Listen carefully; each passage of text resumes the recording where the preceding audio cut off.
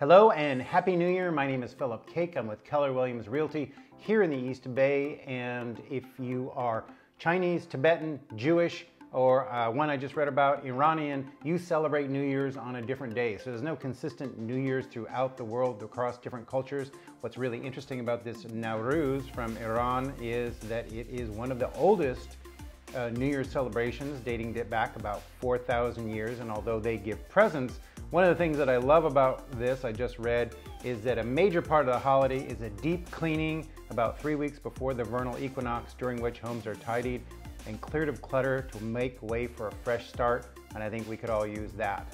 So let's move on to my next topic, which is popular New Year's traditions. Of course, one of the first ones is resolutions, where we make some proclamation of something that we're going to do to be better, or do less of, do more of.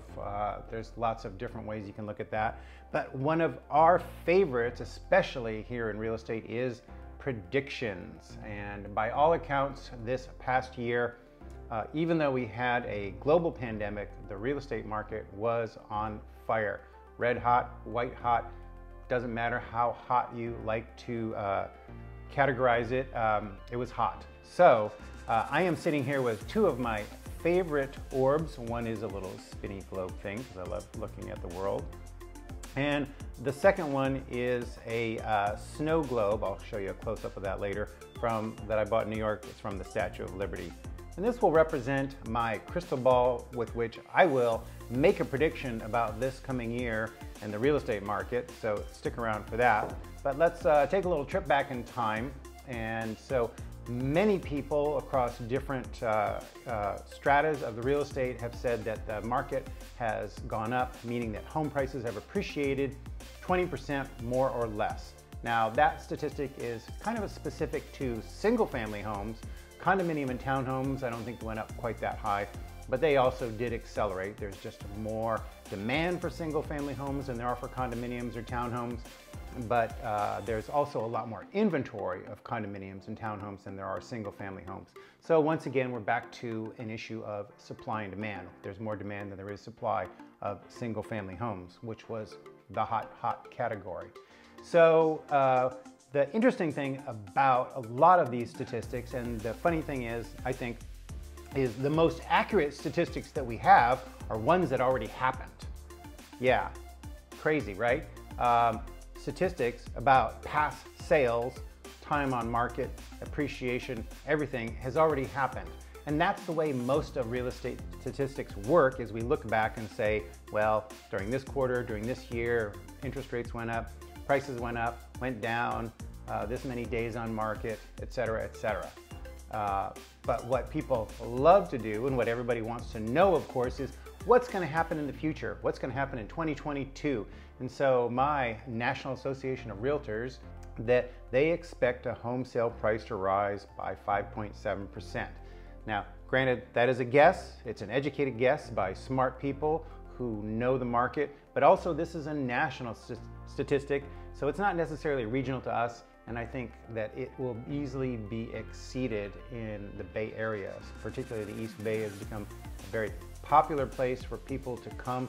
It's close to San Francisco, it's close to a major metropolitan center, as well as we have transportation and good lifestyle. How could things change? Well, we know that we're already in a state of having inflation. How much that inflation will go on will really depend on what the Fed does, and that will also start to affect interest rates. Interest rates, it's not a matter of if they go up, it's a matter of when and how far they will go up, and then that will begin to affect prices. So for people who are selling their home, you know, we've had this fantastic appreciation rate and we expect it to keep going up. How much, we don't know, but it doesn't erase all the gains we've made so far. So people that are selling their home, you know, you can still expect a very good market. For people buying a home, I think things are a little bit more unclear, because really what we need is more inventory. We need more supply to satisfy the demand. And then what will happen with prices?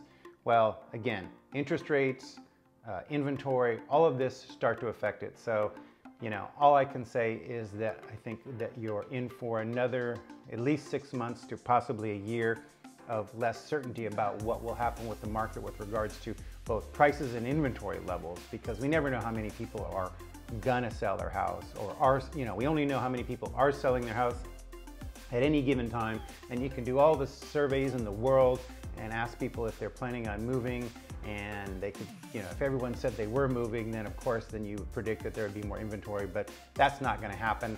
And not only that, you can't necessarily trust their answer because their life circumstances could change, and then that changes the whole dynamic of the prediction and the market.